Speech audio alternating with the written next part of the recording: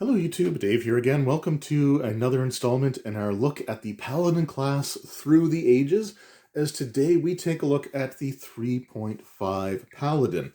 Now, a lot of their abilities are going to be similar to the 3.0 version that we just recently looked at, so I'm not going to necessarily go as far in depth with an explanation of their abilities. We'll sort of glaze over them here, but to help, just add stuff to the video, I do have a couple of books here with some replacement features for the Paladin class, just to kind of see some of the tweaks that were made to the class after the 3.5 Player's Handbook came out. So the the Paladin, I should say, is one of those classes that when 3rd edition first released, it was kind of underwhelming.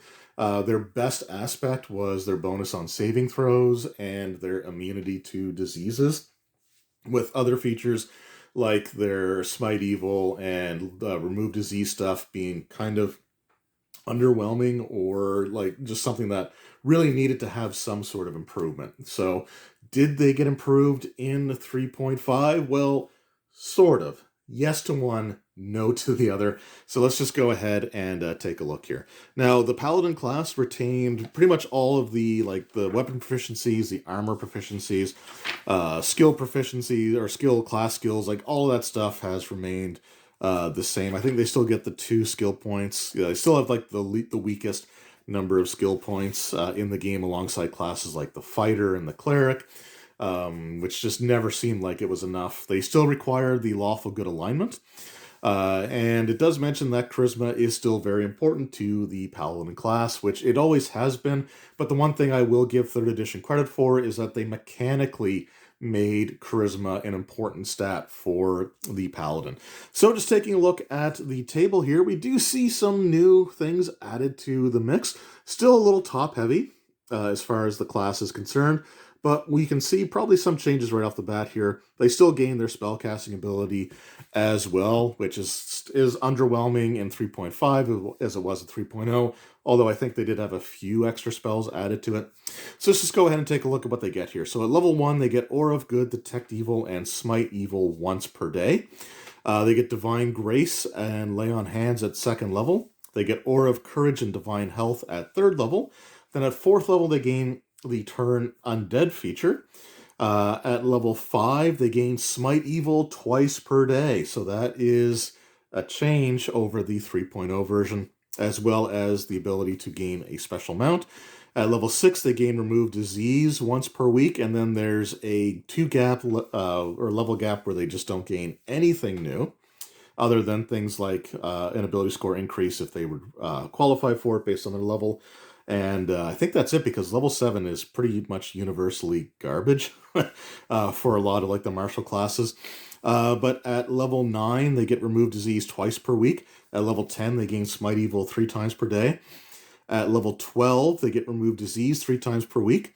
And then at level 15, they double up and they get Remove Disease 4 times per week and Smite Evil 4 times per day. At level 18, they get Remove Disease they get Remove Disease 5 times per week. And then at level 20, they gain Smite Evil 5 times per day.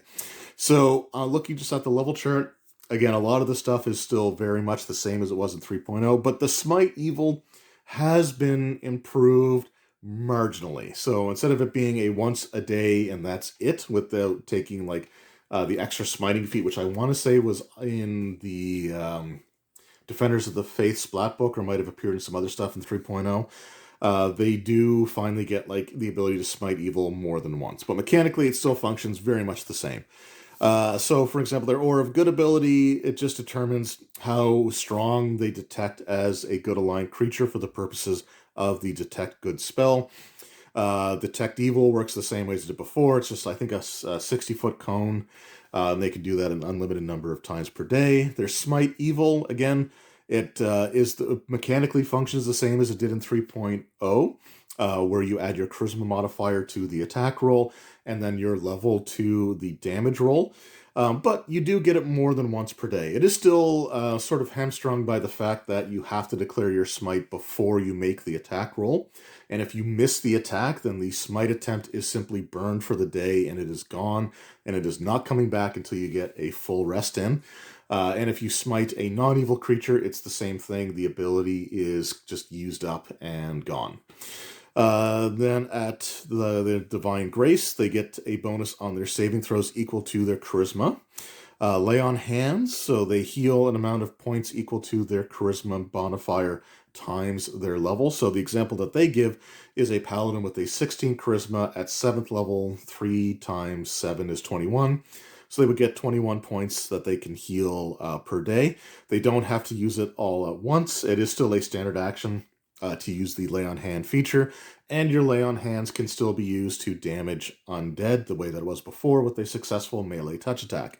They get their Aura of Courage, which makes them immune to fear, magical or otherwise, and they grant a +4 morale bonus on saving throws against fear effects to any allies within a 10-foot diameter or radius, whatever you want to call it, from the Paladin. So they get their spells, which requires a Wisdom score, which was kind of a mischance to still have it be based off of Charisma, to mean that you don't need 3 really good ability score modifiers for your character, ignoring things like their con or maybe their dex if you wanted to pursue that. But it is based off their wisdom. They require a wisdom score of 10 plus the spell level in order to cast that spell. So they need at least an 11 wisdom to cast level 1 spells. They need up to a 14 wisdom to be able to cast all of their spell abilities of levels 1 through 4, which is the maximum that they get. And their spell save DC is equal to 10 plus their wisdom modifier plus the spell level, though not a ton of paladin spells target the enemy. A lot of them are more utilitarian and like support spells that they have instead.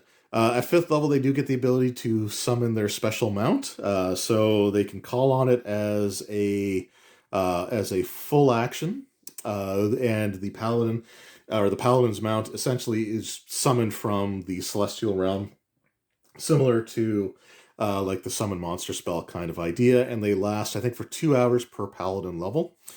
So at 5th level, the mount would last for 10 hours per day, which isn't too bad. Quickly, they'll be able to get up to like 24 hours. The Paladin's mount, if it receives damage in combat and is dismissed and resummoned the next day, they automatically come back at full health, which is great. They also retain any gear or equipment that the Paladin had placed on them for the purposes of encumbrance and stuff like that. So that gear and stuff would still be on the Paladin's mount each time it is dismissed and summoned. So it doesn't drop the gear. The only time it would drop that gear is if the mount is slain.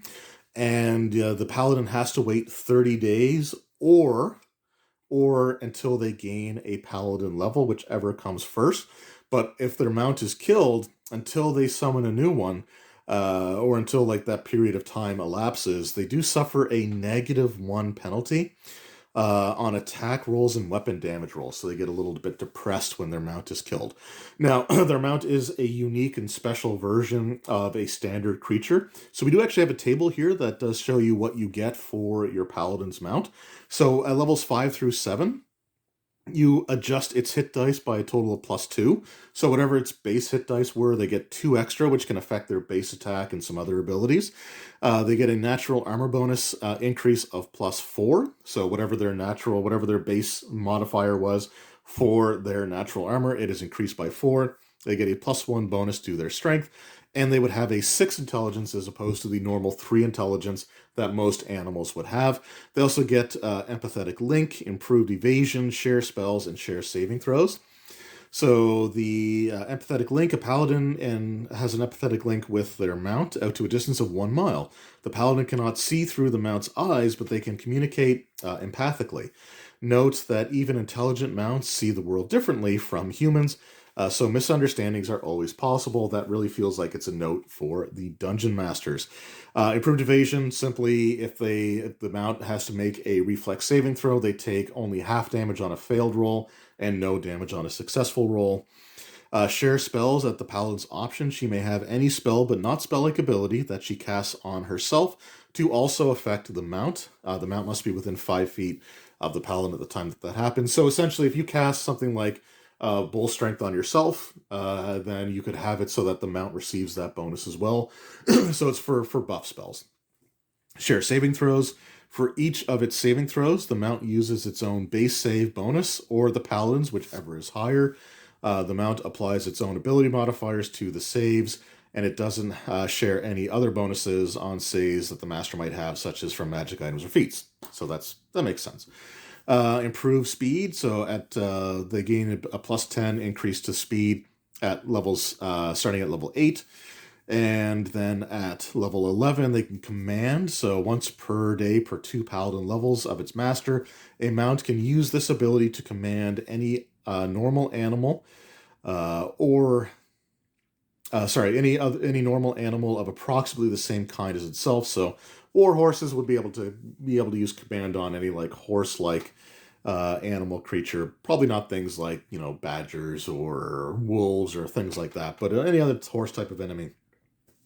And the target does get a will saving throw against it, and the DC is equal to 10 plus half the paladin's level plus the paladin's charisma modifier. So it's actually kind of cool. It doesn't make the charisma modifier again apply to a few more things. And they gain that in his 11th level ability, so it'd be at least 10 plus 5, because you'd round at 11th level, you do half, round down, plus their charisma modifier. So it's not actually a bad DC, really. And then they get spell resistance starting at 15th level. So the mount spell resistance equals its master paladin, or the master's paladin level plus 5. So you have to be 15th level to get this ability. So it would be a minimum of 20 for the spell resistance, which is actually pretty good. Because to overcome spell resistance, the target rolls a d20 and adds their level, and nothing else unless they have feats that allow them to get like modifiers to that. So having a 20 spell resistance is actually pretty decent.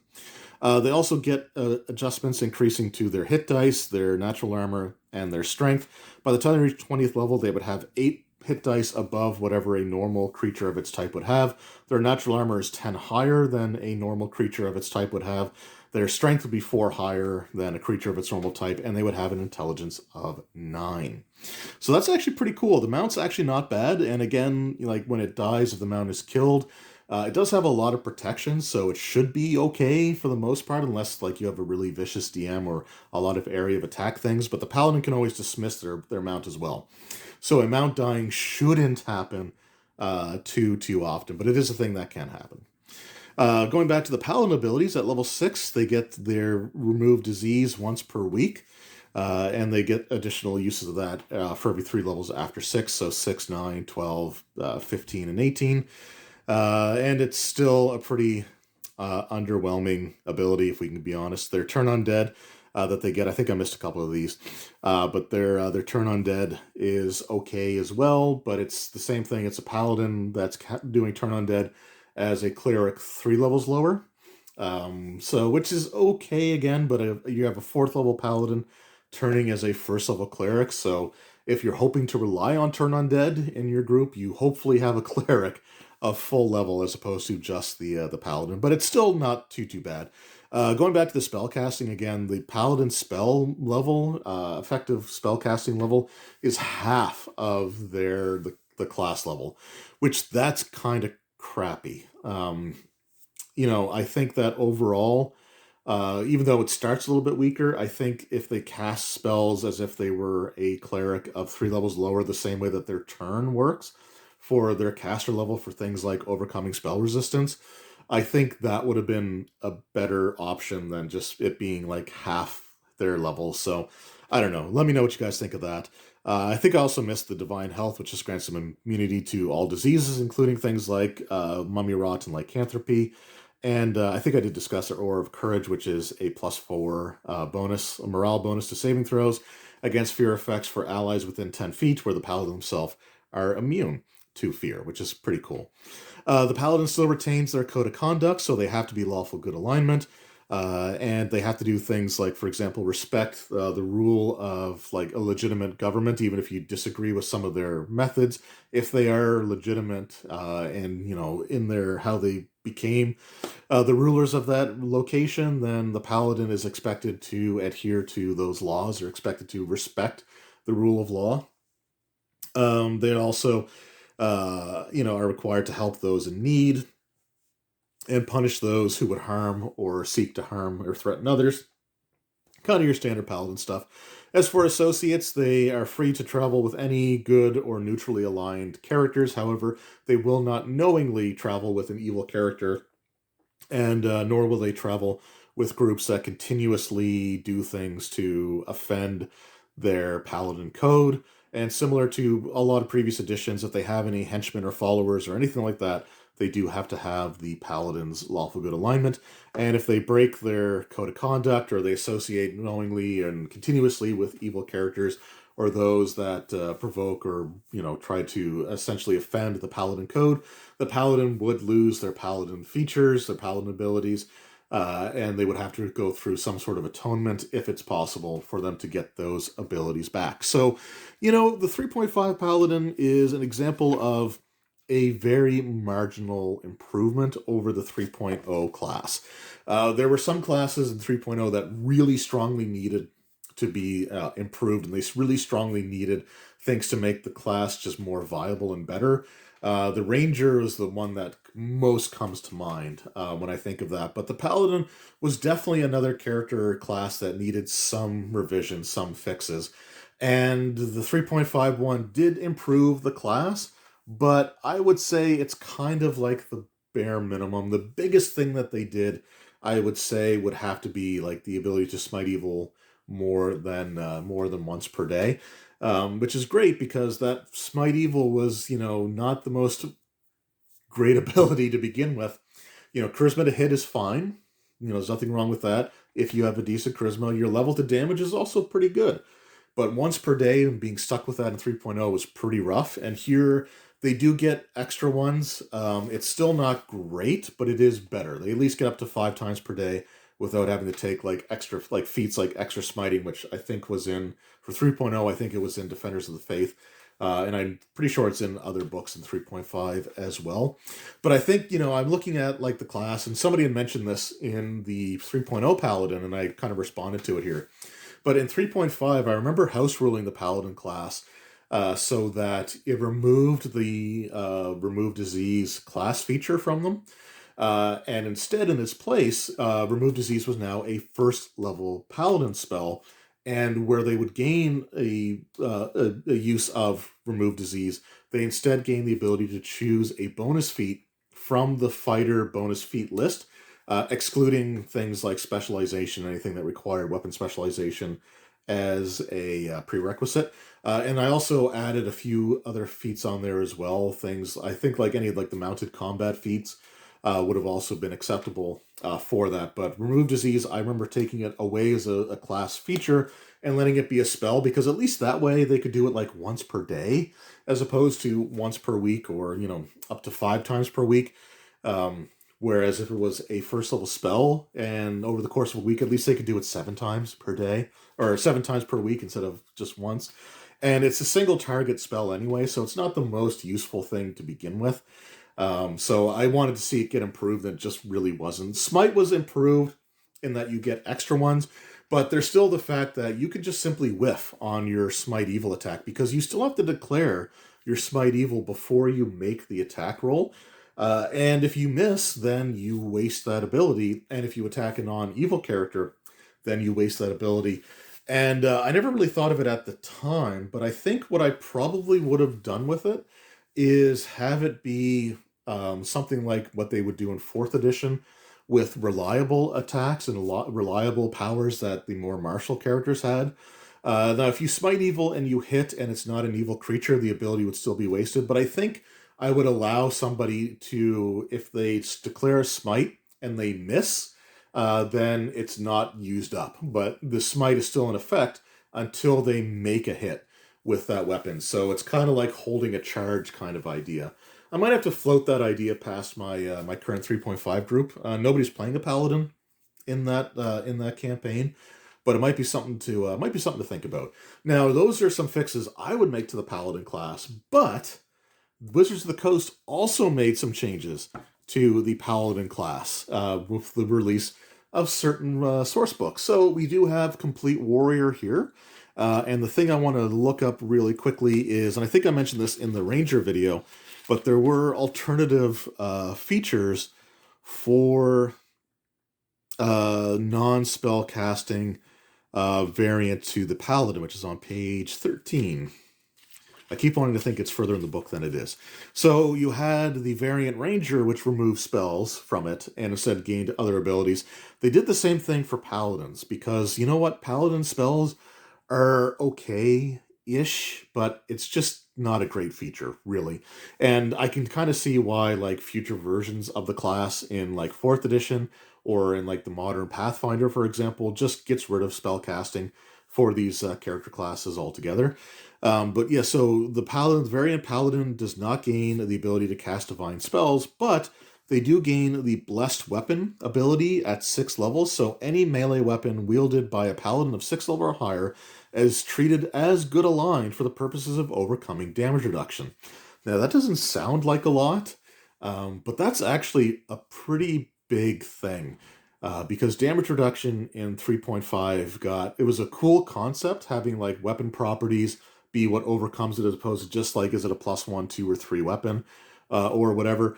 But they went really overboard with it, and having any weapon that the Paladin wields be considered good aligned for overcoming DR is really great if they find themselves in a situation where they can't use their primary weapon, or their primary weapon wouldn't be as effective against the creature type because maybe they still need cold iron or silver.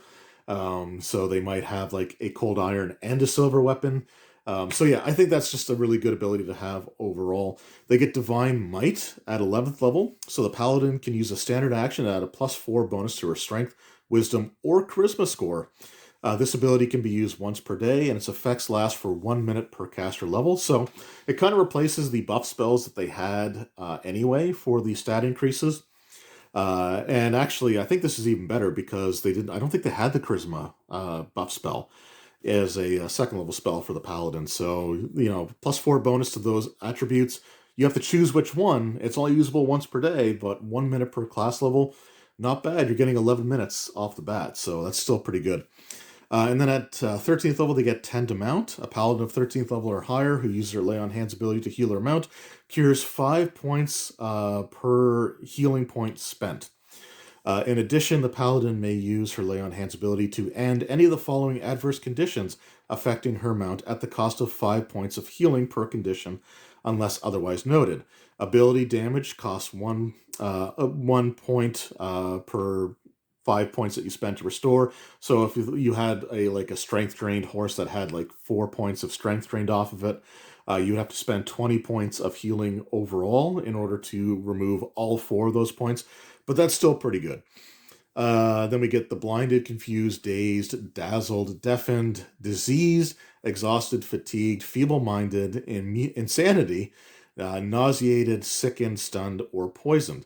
A Paladin can remove adverse conditions at the same time that she heals damage, but any points of healing spent to end the adverse conditions don't also cure hit points.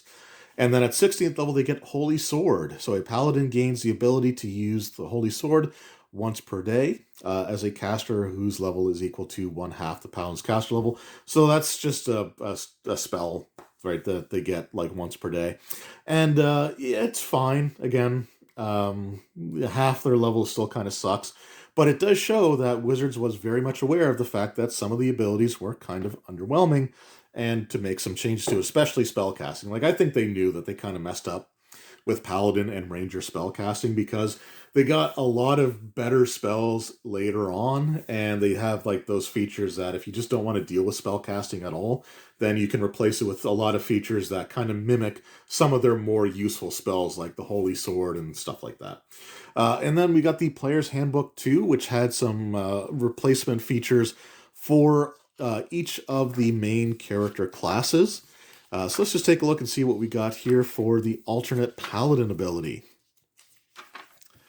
One of these days I should do like a full video on just how good the Player's Handbook 2 was for the 3.5 game, but we're not quite there yet. Martial, Monk, Paladin, here we go. So we're not going to go over everything here because the main thing we're looking at is this alternate feature, which is called Charging Smite. So this replaces the special mount ability. So again, if you just don't want to deal with things like the Ranger had something that replaced their animal companion, I know that because I took it when I made a ranger. And the paladin had the thing to replace their special mount. If you just don't want to deal with that, like, this isn't the worst option to take. So it is a 5th level ability. Replaces your special mount, and the benefit is beginning at 5th level. If you smite evil on a charge attack, you deal an extra 2 points of damage per paladin level to any evil creature you hit, in addition to the normal bonus that you would normally be dealt by smite. If the charge attack misses, the smite ability is not considered used. So I think they knew that that was a thing as well. This is a supernatural ability. So yeah, that is a big one. I think that that's probably something I would have taken if my paladin made it to level 5. Unfortunately, it didn't.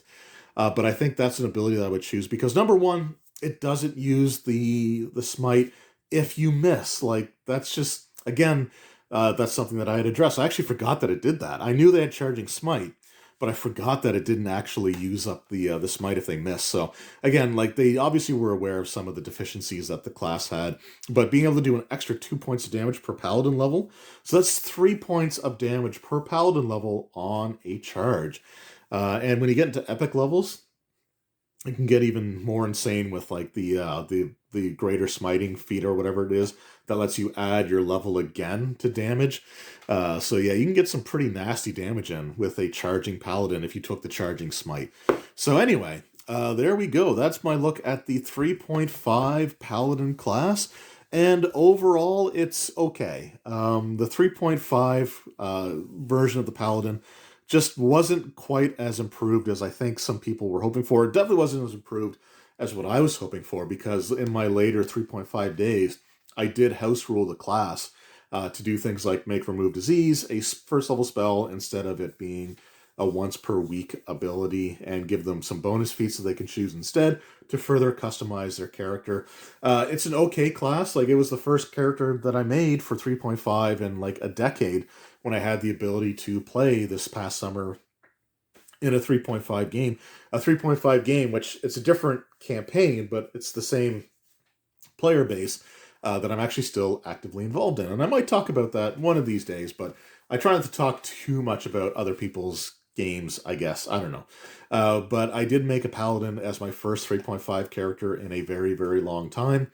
And yeah, I think that the class was improved from 3.0, but I think that they needed to do a couple of extra things. And I think one of the biggest things was like altering smite so that, you know, if you miss, you could simply hold the charge until your next attack. Especially when you get multiple attacks per round. Like, I just don't understand, like, why, if you have like 3 attacks per round, if you miss with the first one, why can't you still smite with the second one? It's in the same turn. Like, I think that's definitely a change that I would be making in my own personal game. But if you declare smite against a non-evil target and you hit, then it's still used up because you did strike the person, and the anti-evil energy would have been discharged through them. It just wouldn't have any effect because they weren't evil to begin with. But yeah, it was a bit of a step forward, but I think they could have done a little bit more, which makes me very interested to see what happens in the next video in this series when we take a look at the Paladin class in Pathfinder First Edition. But there we go. That was my look at the 3.5 Paladin. I mentioned Pathfinder, now I got Pathfinder 2e on my brain. But yeah, that was my look at the 3.5 version of the Paladin class. Let me know in the comments below if you played a Paladin back in the day. You know, what were some of your favorite things that you did with your 3.5 Paladin? And were there any house rules or modifications made to the Paladin's abilities? Did you use the alternate features in these books, or did you use the alternate features in other books like the Half-Orc Paladin from the Races of Destiny? Like, you know, let me know that stuff in the comment section below. Anyway, thank you all so very much for watching. I hope you enjoyed, and I will see you all next time. Until then, take care.